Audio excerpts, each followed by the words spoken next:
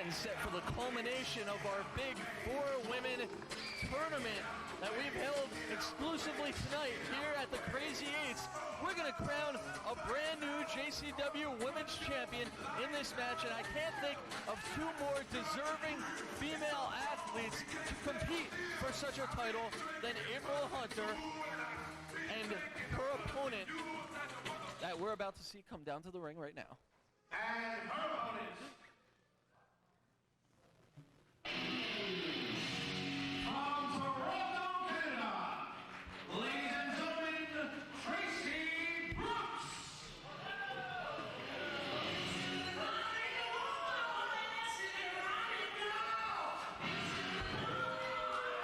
In the great tradition of tremendous wrestlers and wrestling talent coming from north of the border, Traci Brooks, furry boots and all, once again gracing us with her presence. After getting a controversial win over Miss Cara in the first round, but a much different situation for her, and again our referee getting some big-time perks coming with his job tonight. I think it'd be very easy at this point for April Hunter to already claim this favoritism on the part of the referee in this match. One thing coming into this, we've seen earlier that both girls advanced in relatively short singles matches. Each of them have wrestled about roughly the same period of time earlier in the evening. So you'd have to say that it's fairly even coming into this match. It's not as if one of them had wrestled for 2 minutes and the other had wrestled for 20. This is going to be a much different situation. In the first round, both women taking on lower profile females. It was April Hunter taking on the Alara Littlefeather, who's only been in the business for a couple of years. Cara, a veteran, unable to stand up to the chicanery of Traci Brooks, but now we've got two national and world traveled women. April Hunter has competed overseas. She's been in Japan in the A to Z wrestling promotion, I know, and Traci Brooks, a vital part of the NWA TNA promotion. April Hunter using her size to just pound on Brooks, and now using her agility to springboard up to the turnbuckle, thought better of it. Didn't like the way that was going, and she had the presence of mind to change. Now she's got a different kind of knuckle lock on there. Coming over the top into an arm drag she goes. And great intelligence on the part of April Hunter to be able to recognize when something's going wrong and to adjust herself without giving up the advantage. Speaking of giving up the advantage, nice reversal by Traci Brooks. Charge into the corner, but the powerful arms and legs of April Hunter wrapping her up. She's got her tied up here, and I think she's actually about to drape herself backwards over the ropes. She's hanging on to that submission hold there. Very unique. Referee's got to give that count. She's got to break it by 5 or she's risking disqualification, and Hunter held on for about 4 seconds there, taking that maneuver to the limit. She pulls very hard on the shoulder and on the rotator cuff. I've seen her use that maneuver before, but of course it is illegal, just like the tarantula or other similar submission holds, because you're in the ropes. And April springboarding through with a nice arm drag. Into the Jujigatame there, the cross arm breaker. Let's go! And Traci Brooks is in serious trouble. She's dead center in the middle of the ring, nowhere near a rope to grab to break the hold. She's going to have to either find a way to move a good 5-10 feet to get to those ropes, or she's going to have to find a counter. Smart ring positioning on the part of Hunter there. She counters into it. Managed to come up against the elbow joint, which is extremely painful, Jerry. Trying to hold her down for a pin, but this submission hold is too powerful. Anybody well-versed in Brazilian Jiu-Jitsu can snap your arm in about half a heartbeat with this hold. And what you're seeing is the new breed of female wrestlers. In the past, we've seen wrestlers that look good. We've seen wrestlers in the female division that have tremendous skills. We are seeing the best of both worlds here in the new breed of April Hunter and Traci Brooks, representing the best that female wrestling has to offer on all fronts. And finally, Brooks doing an admirable job there, hanging on in a very painful submission hold. Striking there into the upper chest, which has a little bit of give in it, I guess, on April Hunter. What?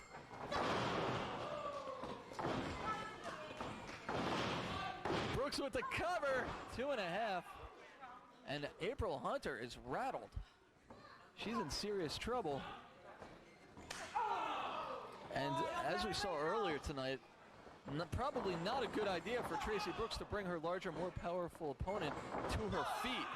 She wants to keep her down where she can't use that size. April Hunter firing back, and she's got to be... Fist there in the corner, nothing pretty about that. April certainly didn't have a lot of time to celebrate her man Slick Wagner Brown winning the JCW championship. She has her own business to attend to, as you can see. And what a celebration it would be between Brown and Hunter. You know they'd be hitting the town tonight if they can both win their respective divisions championships here in JCW in one night. And wow. Brooks here, I don't know if she's trying to set up for almost like a Frankensteiner. She's certainly got the head scissor on, but as much as just crushing the wind out of her using the top turnbuckle. And whoa! Put herself in position for a diving power bomb. Definitely a risky position for Traci Brooks, and she paid for it. Risky and risque all together, but it ended up in a power bomb from April Hunter. Risky and risque, that's my favorite kind of situation. Hunter's got a handful of hair there, actually trying to turn her over. Kind of slow to get to the cover there. She had a nice high impact move, but at least 10 seconds passed before she made the cover.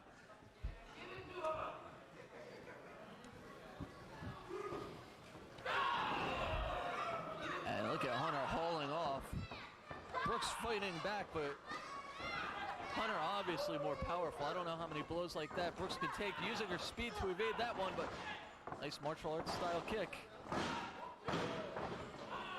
And the more Traci Brooks tries to fight and tries to go toe-to-toe with Hunter, the more she finds herself down on the mat. Irish whip into the turnbuckles. Double boots brought up. Hunter managed to deflect a little of it, but not enough. Spins around into a face crusher using the hair there to her advantage. No. The referee, his hand came down for the 3, but he saw that the foot went on the rope beforehand. A lot of times it's unavoidable. Your hands will come down and strike. Oklahoma roll, actually Hunter there. It looked like Hunter had managed to bring her shoulder up off the mat, which we could see from our vantage, Jerry, but I don't know that the referee could see it. As long as we could see it, that's the important part. Traci Brooks up to the top. She's looking for a high-risk move. April Hunter on her feet, meets her. Hair mare from the top turnbuckle. Every time she's gone upstairs, she's paid for it. Hunter now poised in position. And there's that rolling neck breaker. She hit it before, and it got her the victory against Alaire Littlefeather. And Traci Brooks managing to roll herself in position to get her foot on the rope. Hunter needs to bring her out into the center of the ring where that kind of thing isn't going to affect the outcome of the match. Hunter can't believe it. I think that was probably the end of her plan A. Now she's got to come up with a plan B. I'm not sure if that was a spinning back fist there or exactly what that was from this vantage, but it was effective for certain. It knocked Traci Brooks to the mat. Hunter's up once again here. Kick to the shoulder blade. I think she's looking for that neck breaker again, and she hits it again. He buried it right in the center. Good positioning. That's it. We got a new JCW Women's Champion, and her name is April Hunter. The winners of the match and new JCW Ladies Champion, April Hunter.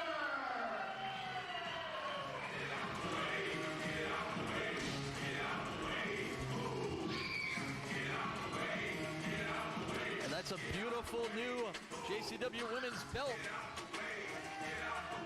awarded to April Hunter. These fans once again ecstatic. Hunter and Brown both making history tonight. It truly is a new era here in JCW, but we're not done. We still have the finals of the Crazy Eights tournament.